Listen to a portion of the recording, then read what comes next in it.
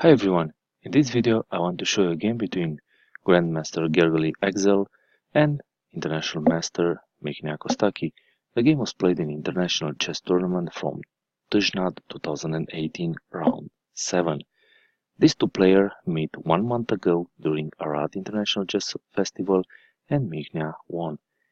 It was a very interesting encounter and they even repeated their opening from 1 month ago, the King's Indian defense MS variation, until move 6, where Gergely prepared another move, a more aggressive one. White started with d4, knight to f6, c4, g6, f3, bishop to g7, e4, d6, and with this move we have the King's Indian defense MS variation, knight to c3, a short castle.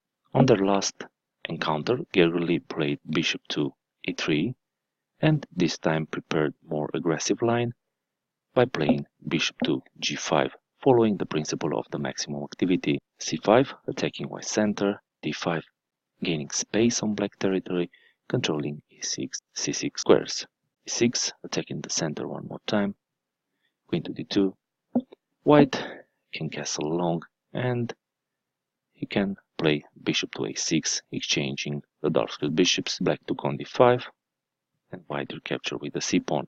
In this position, black has a backward pawn on d6 and a pawn majority on the queen side. Black can expand with a6, b5, c4, followed by knight bd7, knight to c5. In the game, he played h6, kicking the bishop away.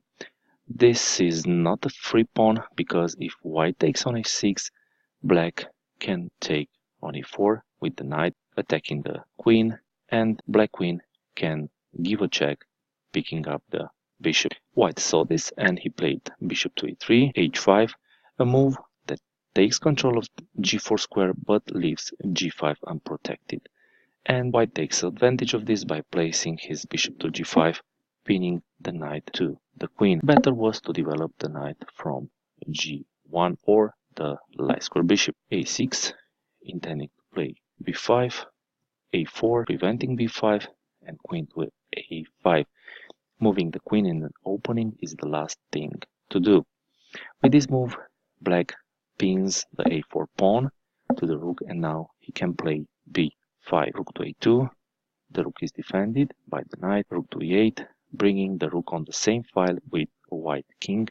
The idea of this move is to meet bishop to h6 with bishop to h8, and in this way the bishop is no longer attacking the rook. Better for black was to develop the knight to d7. White continued with bishop to e2, knight to a7, attacking the bishop by moving the knight again in the opening. Bishop to h6, bishop to h8, bishop to d1, freeing e2 square for the knight, and the bishop defends a4 pawn one more time. Knight to d7, developing, looking to go to e5 center square. Knight g to e2, knight to e5, and white king is safe. Black could finish his opening with bishop to d7, but he attacks white queen with knight to c4, queen to c1, queen to d8. This is a move back, looking to go on d8, h4 diagonal. Better was to finish the opening with bishop to d7. b3, attacking the knight, and we can take note that this move weakens the dark squares from the queen side, and b3 is a backward pawn that can be attacked with knight to a5. Better for white was to develop the light square bishop. Knight to e5, the knight would like to go to d3, attacking the queen. Better for black was to go to a5, attacking the backward pawn. White prevented the knight to come to d3 by playing queen to d2, rook to b8, preparing b5, a5, and b5. In this position, white took en passant on b6, rook takes on b6. White has an isolated pawn on b3, and black has an isolated pawn on a6. Bishop to e3. Black needs to improve the position of his pieces. Bring the knight from h7 to f6, the bishop to g7, move the queen to e7.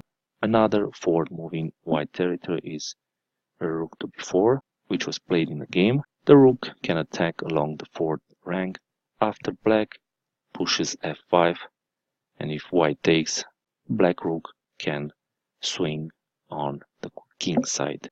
Rook to a3. We can notice that black knight would like to jump to c4, forking the queen and the rook, but for the moment this is impossible due to the pawn from b3. But black can push c4 at some point. In the game he played a5, knight to a2 attacking the rook, rook to b5, knight e to c1, intending to go to d3, attacking the centralized knight from e5. Black has two good pawn breaks in this position, f5 and c4.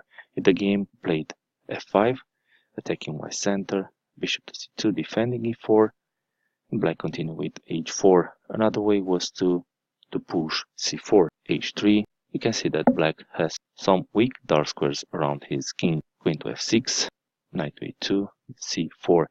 The drawback of this move in this moment is that black cannot defend this pawn and white can attack and push black pieces back with f4, and after the knight retreats, white can take the pawn attacking the rook, and the rook has to go back. In the game, white pushed f4 and white can create two connected pass pawns after e5. Knight to d7 forced, he cannot take on b3 because black would have taken on e3 attacking the queen, so white would have a free knight. Bishop to d4 attacking the queen, queen to f7, b takes on c4 attacking the rook, and white pawn structure has changed. He doesn't have an isolated pawn on b3, now he has a backward pawn on c4. Rook to b8, knight a to c3, bringing the knight into the game. Black took on d4. Another way for black was to attack this backward pawn. Knight takes on d4. White wants to jump with his knight to e6. Black prevents this with knight to c5. Better was to go to b6, attacking this weak pawn. In the middle game, we need to attack opponent weaknesses. White continued with e5, black took, and we can see that white has 3 connected pass pawns, which is a winning advantage for white. Rook to b4. Finally, black attacks this weak pawn. White should push his pass pawn and attack black queen, but in the game he played knight d to b5, intending to play knight to d6, forking the queen and the rook. But the problem with this move is that e5 remains unprotected and black take it.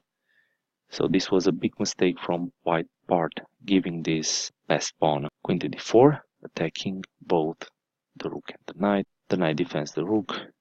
Rook takes on a5, grabbing another pawn. And in this position, white is a pawn up and he has two connected pass pawns, and he should win. Also, white has the light square bishop and the rook, which are unprotected, and black can attack these pieces. In the game, he attacked first the bishop, bishop to d1, queen to f8. This move defends the bishop and allows the queen to look on f8 a3 diagonal and on f8 h6 diagonal. Rook to a8, pinning the bishop to the queen. Knight h to f6, bringing the knight into the game, defending the other knight. White should push his pass pawns, but he improved the position of his bishop with bishop to f3, g5. It seems that black wants to push g4, attacking the bishop. Knight to a7, the bishop is attacked twice. White defends this with rook to e8, and we can see that black is tied down to the defense of his bishop, so white can push his pawns forward. Instead, he played knight c to b5. White wants to play knight to c7, and after the rook moves, he can fork the queen and the rook. Took to a2, d6, king to f7, moving the queen away from the last line. Better was to try to exchange some pieces with bishop to a6, exchanging the rooks. Knight to c7, attacking the rook, g4, attacking the bishop, and white can take the exchange if he wants. Black takes the bishop, white can check black king, and knight to e5, attacking the bishop. Knight takes on e8, knight to f3 check, and white has two options to take the knight, with the pawn or with the rook. Let's see what would happen if white takes with the pawn. We would have a g takes on f3, queen takes on e8, and now white can take the bishop or the knight. If he takes the knight with queen takes on f6, we would have queen to e3 check, king to h1, queen to e2, trying to mate, but white is first with queen takes on h4 check, king to e7, queen to e7 check, queen takes on e7, d takes on e7, and white is winning. Let's see if white takes the bishop with knight takes on c8. We would have rook takes on a8, queen takes on f6, queen to e3 check, king to h1, queen to d3, queen takes on h4 check, king to g8, rook to e1, rook takes on c8, g takes on f5, queen takes on f3 check, king to h2, and black has no checks in this position. For example, after queen to b7, rook to g1 check, king to f7, and white manages to take white queen, so he's winning. In the game, in the initial position, white did not take with the pawn, he took with the rook. And the drawback of this move is that white king is weak on the first rank, but the most important thing is that the long diagonal is weak. Also, the two rooks are on the light squares, and in some lines the bishop can fork them. For the moment this is not possible due to knight takes on f6 check.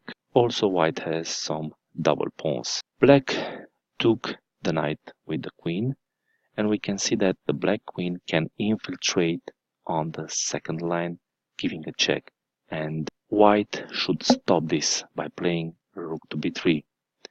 Instead, white played a big mistake. He took the pawn from f5, allowing black to infiltrate on e1. Black gave a check, and in this position white played rook to f1. If you want to find the drawback of this move, please pause the video and find it by yourself. The problem is that the light squares around white king are very weak, and black can bring his bishop into the game with a nice combination. First he takes with check, and then the bishop can come with check, picking up the rook. So in the game we had rook takes on g2 check, king takes on g2, queen to g3 check, driving the king away into the corner, king to h1, and after bishop to b7 check, white resigned because he cannot stop mate. White main problems in word, he didn't push his pass pawns, and he did not take seriously black threats and turned the game from a winning position into a losing position. So this was the game between Gergely Aczel and Mihnea Costachi. I hope that you found this video useful. Please watch other games from my channel and leave some comments and suggestions in the comments section.